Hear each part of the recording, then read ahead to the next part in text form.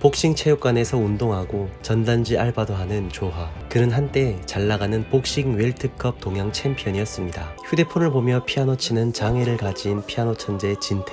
그를 돌보는 엄마 인숙. 진태도 천당 가고 싶지? 네. 집에 가서 라면 먹을까? 네. 가벼운 스파링을 부탁했지만 올림픽 국대 후보를 완전히 박살내버린 조화. 그는 이곳에서 쫓겨납니다. 인숙과 진태가 사는 집주인 홍마담은 고3 된 딸 수정이가 있습니다. 내가 처먹지도 못하냐니 어디서? 엄마야. 그래도 우리 엄마 대학 나왔다던데 항공전문대. 수고하세요. 오갈 데 없는 조화는 늘 그렇듯 만화방에서 숙식을 해결합니다. 홍마담의 딸 수정이와 진태. 수정이는 진태를 좋아합니다. 오빠 나를 결혼하려고? 오빠 나랑 결혼한다면서 오빠는 어떻게 게임을 11대1로 쳐 이기냐? 갈 곳을 잃은 조화는 친구 동수를 보러 왔습니다. 동수가 자주 오는 단골집. 여기가 내 지정석이다. 지정석. 여기서 조화는 수년 전 자신을 버리고 도망친 엄마 인숙을 만납니다. 왜 살았노? 그렇게 엄마를 만나고 돌아오는 길에 조화는 교통사고를 당하고 조화를 만나고 돌아온 인숙도 마음이 복잡합니다. 엄마 울어요. 아프네. 다행히 눈을 뜬 조화는 초호화 1인 병실에 있었고 사고를 낸 가해자의 집에서 식사도 합니다. 너 상습범이지. 사고를 낸 가해자 쪽의 집주인 복자는 겉모습이 초라해 보이는 조화에게 사과는커녕 비아냥거렸고 나 그런 사람 아니거든요. 복싱하는 사람이라고. 어이없는 조화는 그 자리를 박차고 나가버립니다.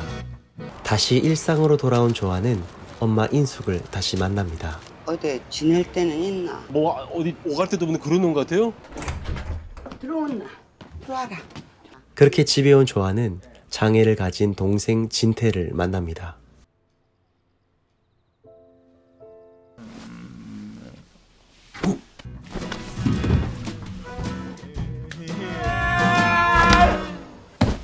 돈이 필요했던 조화는 후배의 도움으로 격투기 스파링을 해주러 가지만 1라운드도 제대로 버티지 못합니다. 차리라고. 그렇게 돌아온 조화는 집에서 게임 중인 진태와 수정이를 만납니다. 진태는 조화에게 맞은 이후 포수 마스크를 쓰는데요. 저 여기 주인집 딸이에요. 빨리 이거 해봐. 딱 들어가 킥! 저거 완전 제대로 사기야 저거는. 알바하던 조화는 김조아 씨. 교통사고 가해자 가유를 또다시 만납니다. 그날 운전 제가 했어요. 미안하단 말을 못했어요. 얼마 줄 건데? 그녀는 진심으로 조화에게 사과를 하고 얼마 받고 싶은데요? 200. 조화는 보상금으로 200만 원을 요구합니다. 바로 이때 죄송합니다. 놀랍게도 한쪽 다리를 잃은 그녀는 과거 뺑소니 교통사고의 피해자였던 것. 난 술 취한 운전자가 뺑소니 친다고 한 번 더 밟고 지나갔어요. 그렇게 가율에게 보상금 200만 원을 받은 조화. 우리 진태 여기 한번 보내볼까? 엄마 인숙은 일하는 곳에서 진태를 위한 콩쿠르 전단지를 받습니다. 가족이 모처럼 함께 식사하는데 엄마 인숙은 조화에게 진태를 부탁합니다. 그 말을 들은 진태는 진태는 조화가 무서워서 실례를 하고 오줌 쌌나봐요. 아, 저런 애들 병원에 있어야지. 진태야. 형아가 무섭나? 네. 주인숙 씨, 예. 이쪽으로 오시면 돼. 간만에 친구 동수와 만나 술을 마시는데 중학생 시절 자신을 버리고 도망친 엄마 인숙을 조화는 용서하지 못하는데요. 조화를 기다리는 엄마 인숙. 술 마셨나? 네. 다음 날 진태를 복지관에 데려다주기 위해 함께 집을 나섭니다. 마 안 와. 그런데 버스 안에 급한 일이 생긴 진태. 화장실. 두 사람은 어쩔 수 없이 버스에서 내립니다. 뭐하는 거 어디로 가 있을까? 아무 데서나 볼일을 보는 진태. 거기서 뭐 하는 거예요? 301동 가려면 어느 쪽 길로 가야 돼? 땄어요. 두 사람은 경찰서에서 조사를 받습니다. 아, 똥머리 죽겠는데 그럼 화장실은 안 보이고 그럼 어디다 싸? 바지에다 싸. 하루 종일 시급한 두 사람. 와, 둘 다 전화를 안 받노? 어딜 간 이거 도대체? 경찰서 갔어요. 이게 뭔 소리가 도대체? 엄마 인숙은 복지관이 아닌 경찰서에 다녀왔다는 말에 다짜고짜 조화를 타박하고 경찰서는 와 갔노? 진태가 아파트에서 똥 쌌어요. 마음이 상한 조화는 격투기 체육관을 찾습니다.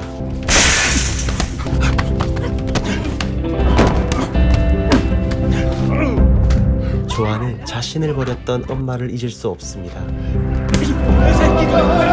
가정폭력 피해자였던 인숙은 조아를 두고 극단적인 선택을 하려고 합니다. 그러나 한 남자의 도움으로 겨우 목숨을 건지게 되고, 그렇게 다시 돌아온 조아는 엄마 인숙이 깰까봐 조심스럽습니다. 아이언맨이야 뭐야? 맨날 그거 왜 쓰냐? 때리면 아파요. 나 때문에 그거 쓴 거냐? 네. 자, 라면 먹을까? 네. 중국집도 아니고 짜파게티밖에 없어. 너 피아노 언제부터 쳤냐? 10달이요. 남자가 복싱, 드라이빙 이런 거 해야지. 자자, 졸라 잘했다.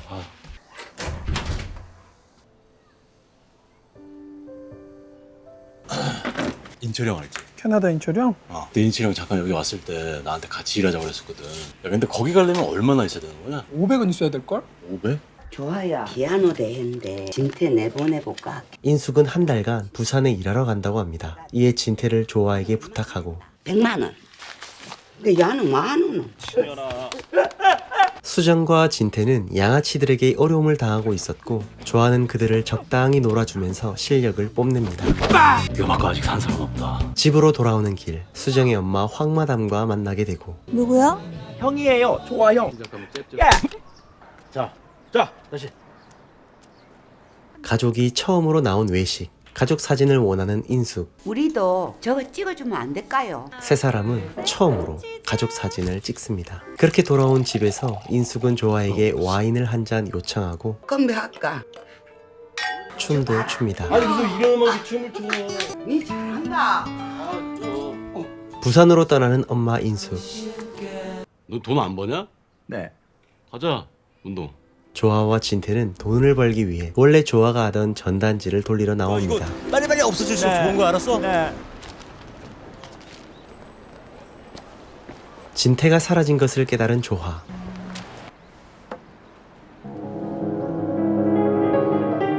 진태는 도시 속에 있는 피아노를 치고 있었고, 많은 사람들은 그런 진태에게 눈을 떼지 못합니다. 그동안 무시했던 진태에게서 엄청난 재능을 발견한 조아.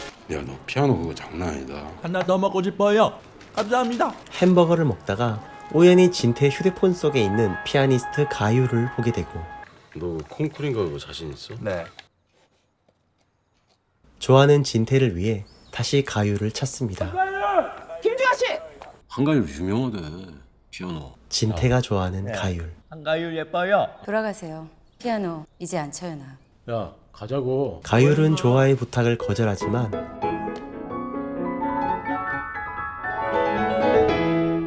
피아노를 치는 진태의 모습을 보고 마음을 바꿉니다.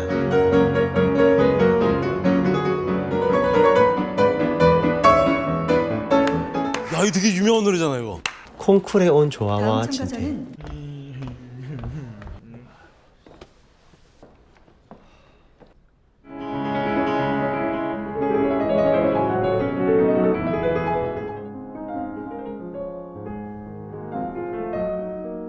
아니 와서 보면 바로 딱 안다니까요. 오진태 피아노 챔피언. 가장 좋은 실력을 보여준 진태였지만 결국 그는 수상을 하지 못합니다. 그것을 지켜보던 가율은 자신에게 가르침을 주었던 선생이자 콩쿨의 주최자 원장을 찾아가 따집니다. 원망했구나. 상은 되돌릴 수 없지만 궁금했어요. 원장님에게 뭘 배웠는지. 사고 이후 피아노를 치지 않았던 가율은 진태를 만난 이후 다시 피아노를 치게 됩니다. 몰라, 새끼야. 일 구하지 않아? 이거 월수 만만찮다? 두 사람은 다시 전단지를 돌리고 운동도 되고 돈도 벌고 좋지. 네. 보고 싶어? 야, 잠깐 50. 진태를 위해 옷을 하나 사는 조화. 그런데 또다시 진태가 사라지고 저번에 왔던 피아노 자리에도 그는 없습니다. 결국 조화는 집으로 돌아왔지만 집에는 엄마 인숙이 와 있습니다. 이 조아야, 진태 어디 있노? 도대체 내가 아유. 한참을 찾아 조화는 결국 진태를 찾습니다. 나 여기서 뭐해 너? 잘못했습니다. 어디서 주먹질이고? 조화는 자신을 탓하는 엄마의 머리카락이 없어진 것을 발견합니다. 엄마가 일했던 식당과 황마담에게 엄마 인숙의 상황을 듣고 병원을 찾습니다. 엄마 인숙의 고통스러운 모습을 본 조화는 진태의 피아노를 박살내고 자신과 엄마를 박살낸 아버지를 만납니다. 여전히 반성하지 않는 아빠. 여기서 나오지 마세요. 아버지 만나면 엄마 맞은 만큼, 나 맞은 만큼 하루 동안 다 때려줄 거예요. 박살이 난 피아노 앞에 앉은 진태. 그를 도와주기 위해 직접 찾아온 가율. 이렇게 해가지고 갈라 콘서트 하지. 애 하나 박자. 모든 걸 다 잊고 지인이 있는 캐나다로 떠나려는 조화. 마지막 인사를 하기 위해 엄마가 있는 병원을 찾습니다. 저 캐나다 가요? 돈 벌러 가요? 조아야, 내가 이래 이기적이다. 평생 나 혼자 살았어요. 아버지 술 마시고 들어오면 혼자 만화방에서 자고. 그때 나도 아직 애였다고요. 미안하다. 잘못했다. 난요 아버지 엄마 둘 다 용서가 안 돼요. 미안하다.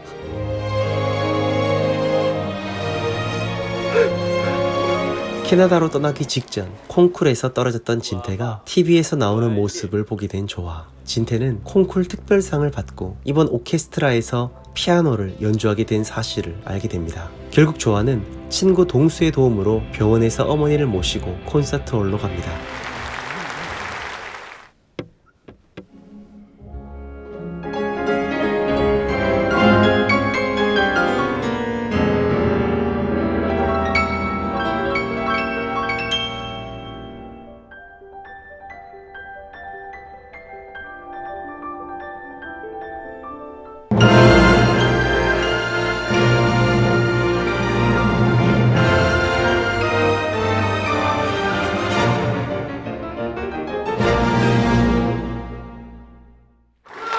멋진 연주를 선보인 진태. 어쩌면 엄마 인숙과 형 조화가 듣는 마지막 연주인지도 모르겠습니다. 병원에 온 진태는 엄마 인숙과 마지막 인사를 나눕니다. 형아 말 잘 듣고. 엄마 집에 빨리 가요. 그래, 우리 진태가 효자다. 집에 가요.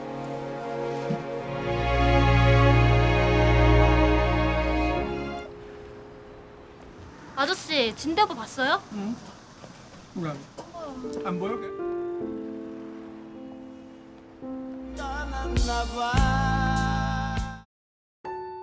2017년에 개봉한 이 영화 그것만이 내 세상은 사람의 겉으로 보이는 모습이 결코 다가 아님을 끊임없이 우리에게 알려줍니다. 겉으로 볼 땐 무뚝뚝하고 거칠어 보이는 조화지만 그는 누구보다 여리고 따뜻한 마음을 가지고 있고, 겉으로 볼 땐 지체장애로 아무것도 못할 것 같은 진태는 천재적인 피아노 재능과 삶을 포기한 조화와 가율에게 살아갈 희망을 주게 됩니다. 겉으로 볼 땐 아무런 부족함이 없어 보이는 가율은 한쪽 다리를 잃고 삶을 포기했었으며, 겉으로 볼 땐 양아치들과 잘 어울릴 것 같은 수정은 오히려 장애를 가진 진태를 좋아하고 챙겨줍니다. 우리는 사람을 볼 때 겉모습만 보고 편견에 갇힐 때가 있습니다. 사람에겐 눈에 보이는 겉모습만 있는 것이 아니라 그 내면의 속사람도 있다는 것을 가슴 뭉클하게 보여준 영화 그것만이 내 세상이었습니다.